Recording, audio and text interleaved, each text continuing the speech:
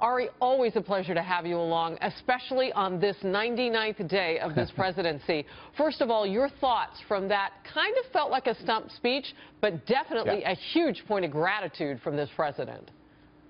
It's a check-the-box political speech. This is thanking a group that in many ways helped deliver the White House to the president, and of course a plug for Karen Handel, the Republican candidate in Georgia's special election.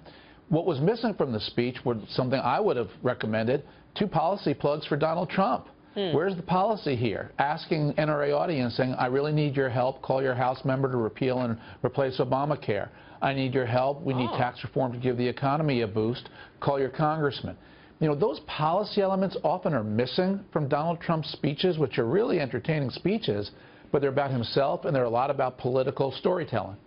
That's really interesting. You know, in terms of policy, though, he did include a couple of points that he considers victories by his members of the administration, so not maybe necessarily himself. He talked about Ryan Zinke, who's the Secretary of the Interior, eliminating the prior administration's ammunition bans at national parks and all those places that represent the U.S. wildlife and fisheries. And so he talked about that. He also said, you now are living at a time where you'll see the first Attorney General in a very long time who is pro-Second Amendment. That's right. I mean, he went right to the core of who the NRA is and talked about the things that are important to them. And he should do that. But my point is, he's got a group that loves him. And in politics, when you have a group that loves you, ask them to do something for you. And where he needs help is on some of those non-NRA related policy initiatives.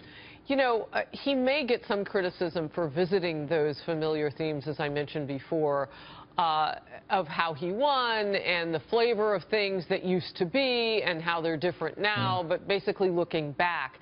But that is what his base maybe still appreciates. I don't know. He's doing well in some polling among those people who say they would vote for him again. Look, I don't begrudge anybody in public life from doing a little reminiscing with the people who helped make his election possible. Barack Obama would do it. George Bush would do it. It's a nice touch. It's a human touch. You want to express gratitude and talk the language of the people who helped you win. That's meaningful. But I wouldn't have done it to the exclusion of those other issues, Harris. That's the point I'm making.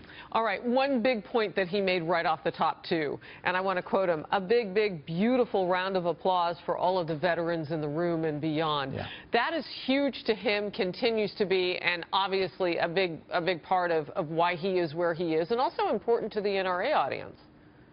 That's right. And, you know, one of the things politicians, and Donald Trump's becoming one, always do is who do they touch? He touched veterans. He touched the NRA, of course. That's a direct touch. He also touched the police, went and thanked them.